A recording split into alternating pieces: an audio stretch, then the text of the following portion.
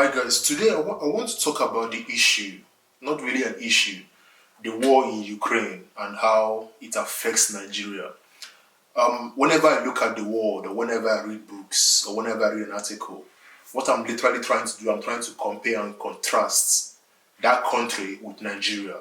I'm trying to compare and contrast how does country A, how does Spain, how does Italy, how does America, how does the UK, how do they act compared to what my country Nigeria is doing? So that's what I'm always trying to do in my mind. So I want to look at this war in Ukraine from the perspective of a Nigerian. So what's the Nigerian angle to this story? How should we Nigerians view this story? And the first thing I would like to say is, obviously, what Russia is doing in Ukraine is condemnable. It should be condemned. We can look at the history. We can all analyze the mistakes that led to what we are seeing today.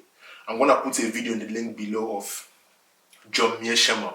He's a professor, and he really gave a very good insight towards why he believes, and I believe too, the West are to blame for what we are seeing in Ukraine today. So by the West, I mean NATO countries, America. So in his opinion and in other people's opinion, America is to blame for what we are seeing in Ukraine today. But that's not my point. I'm going to put the link below. If you want to listen to it, it's a very good video. He obviously laid it out perfectly. And if you have an open mind, you're going to see his point of view. You may disagree with him, you may agree with him, but like I said, it's a very, very good detailed video of how the Western countries undermined Russia after the fall of the Soviet Union, when Russia was very weak, by accepting countries into NATO, by goading Ukraine with EU membership or NATO membership, So that's aside, I'm not gonna go into that discussing it because I think many people have talked about it already. What I want to talk about today is from a Nigerian perspective, and I was reading something. I'm gonna read it out to you. It's a very brief stuff. Obviously, we have Nigerians in Ukraine.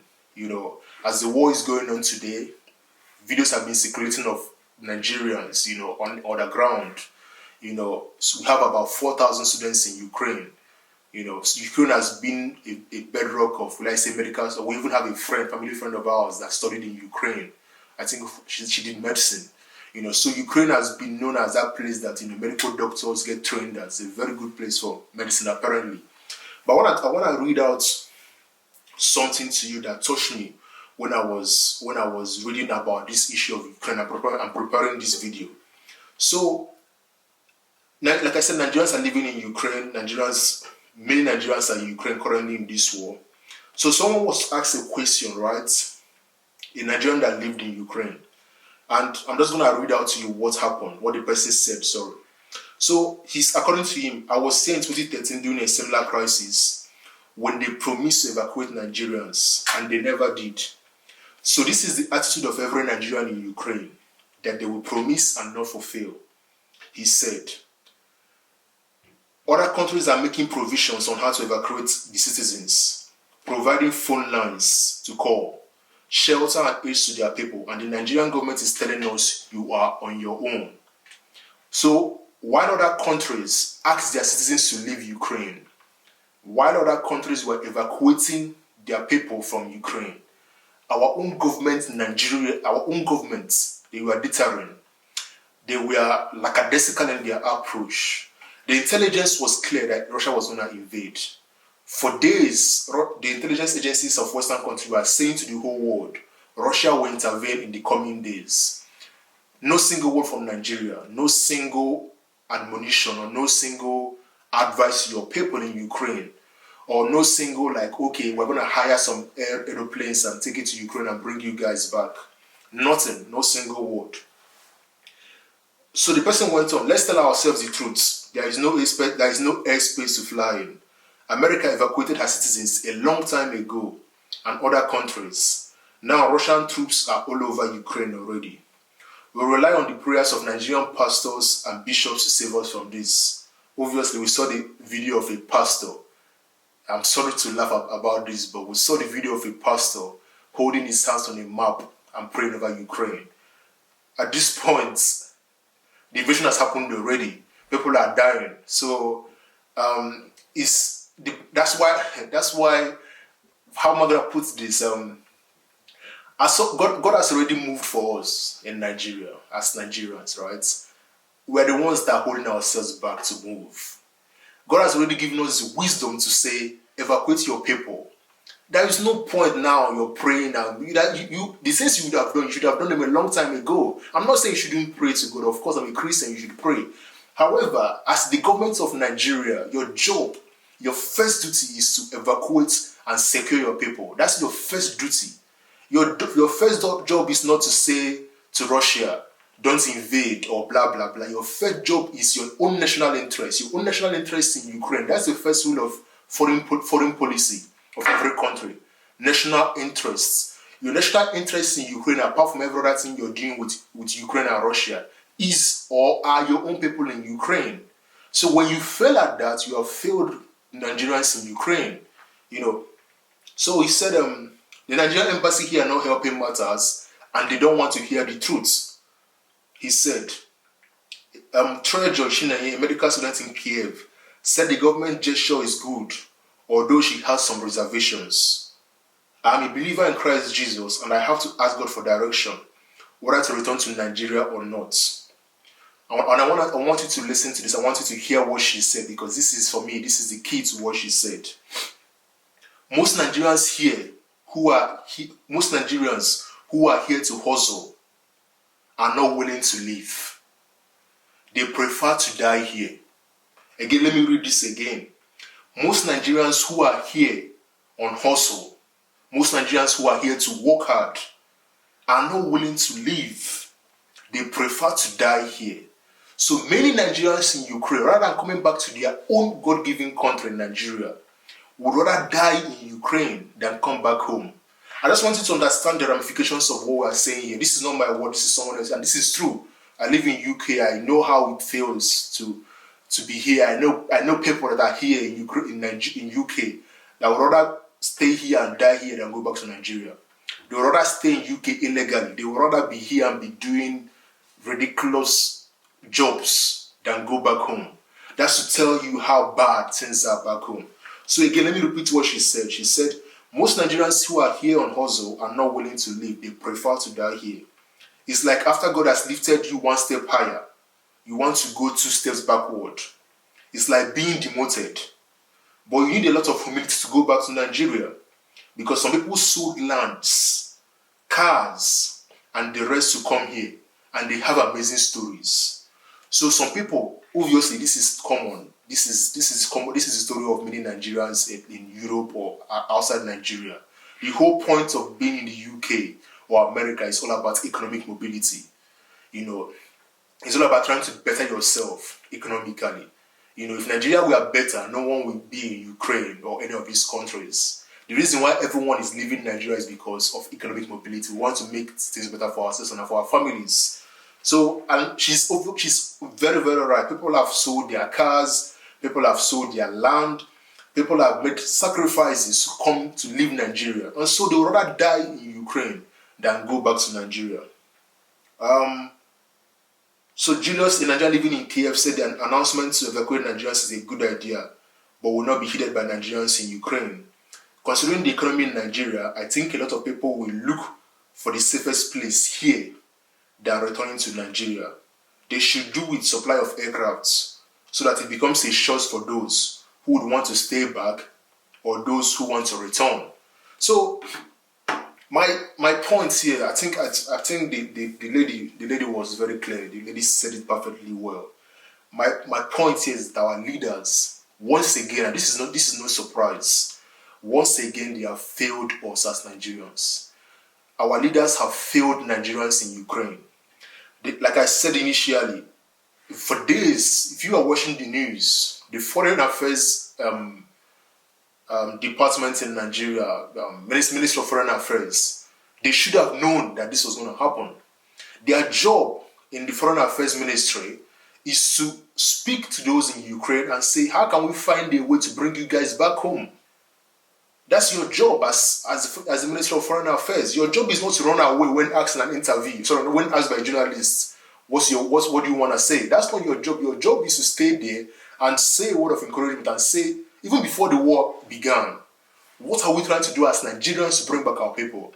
Again, the Americans did this, the British did this, other countries were doing this. Developed countries, for some reason, they have, and this is where developed countries are better than us Nigerians or Africans. They are very proactive. So before the war happened, they were very proactive enough to say, how do we bring our people back home? Nigerians were so reactive. We are reacting to anything that happens to us. And let me just say this, right? Let me just show you. And this is quite funny, right? When you see the federal government of Nigeria is telling the Russians what to do. So Nigeria is asking Russia to withdraw her troops from Ukraine. I mean, come on, it's laughable. Like to the idea that Nigeria is telling Russia what to do when she has not yet dealt issues in her own home. It's laughable. It's ridiculous. Before you begin to talk about Russia, handle the issues of your country. Handle kidnapping, handle the rise in insecurity, handle joblessness, handle unemployment. Make your country better first of all. Do what the Chinese did 20 years ago. Do what countries in the Middle East are doing. Forget about foreign affairs for now. Your first thing to do is to develop your country so that people are not going to say that they are willing to die in Ukraine and come back home. You shouldn't even be telling Russia what to do. You should be neutral in this as the Nigerian government. That's what I would do if I was leading Nigeria today. Because I don't think as Nigerians we're in that position yet to tell Russia what to do. So another side to look at this is, yes, the war is happening, and our prayers go out to those in Ukraine, Nigerians in Ukraine as well. I pray that they survive this. I pray that whatever reason why they left Nigeria for Ukraine, whether it's to study, to earn a good living, of course, I pray they achieve it. I hope that at some point they can leave Ukraine and go to other countries like Poland, probably Germany, or even come to the UK. I hope that door opens up for them. That's my prayer from the depths of my heart. I pray that it goes well for them. However, when you want to look at this from the issue of how does this war affect Nigeria, another way you can look at it is that if you remember when the Gulf War happened, we had an oil windfall. So because of the war happening in Ukraine, the price of oil is going to go up. So for the first time since 2014, the price of oil per barrel rose above $100. So the price of oil today is high. So what that means for an oil producing country like Nigeria is that we're going to receive a lot of monies from this war. We're going to have another oil windfall again, just like we had when the first Gulf War happened. When the Gulf War happened. So we're going to have another oil windfall again. However, I'm not hoping on that because I know Nigeria is a very corrupt country. If we had smarter leaders, from this oil windfall we are going to have, and it's going to happen. It's been talked about in the news. If you read the news, if you read articles, you're going to have another oil windfall again in Nigeria. So that means we're going to have a lot of oil revenue from the sale of oil. If we had smarter leaders, our leaders will use those monies to build us good roads. They will use those monies to build us better hospitals, better schools, universities. The ASU strike happening today, you pay off the lecturers and tell them to go back and teach the students. So many other things that we can do with the oil revenues. But like I said, I'm not banking on it because I know that money will come for sure, but it's going to get looted. Corrupt officials are going to take that money for themselves. So, like I said in conclusion, before we start looking outwards and start telling Russia what or what not to do, I think it's about time we start looking inwards. Blood is flowing in Nigeria on a daily basis. People are getting killed. People are getting kidnapped. Insecurity is high. ASU is on strike. Warning strike for a month. The strike may go on for years or even months. Joblessness is on the rise. People are disillusioned in Nigeria. Many Nigerians want to leave. The brain drain is increasing. People are leaving Nigeria in droves. Like if you saw a video of what was happening at the US, UK, I think the British consulate or the US consulate in Lagos State, people are wanting to leave. And I hope they leave, because in Nigeria currently as it is today, the Nigeria we are seeing today is not the Nigeria anybody wants to be in. However, the question is how many people are going to leave? Not everyone can leave Nigeria, so we need to start talking about how can we make Nigeria better? How can we start, as our leaders, how can we start looking inwards? Look at what the UAE are doing, Dubai. They take no stand in these issues. They are very neutral. Look at what other Middle Eastern countries are doing. They are very neutral in issues like this. Look at what countries like Israel are doing. They are very neutral. As Nigerians, when it comes to foreign policy issues, we are not at that position yet to exert our influence or our strength. We are not there yet. We still have poor, myopic, corrupt, incredibly corrupt, like very corrupt leaders in Nigeria. Till we get to that point in time when our country is developed and it's no longer a third world country but a first world country where people want to even go to and live and work and stay. Till we get to that point, I would suggest and advise that we take a step back and we position ourselves on the global stage. In order for us to do that, we have to become economically sufficient. We have to give our people jobs. We have to have better employment, better standard of living, and so forth and so on. You get the gist. So, like I said, I'm gonna put the link in the video on what I talked about initially, the video of John Meishama in a lecture.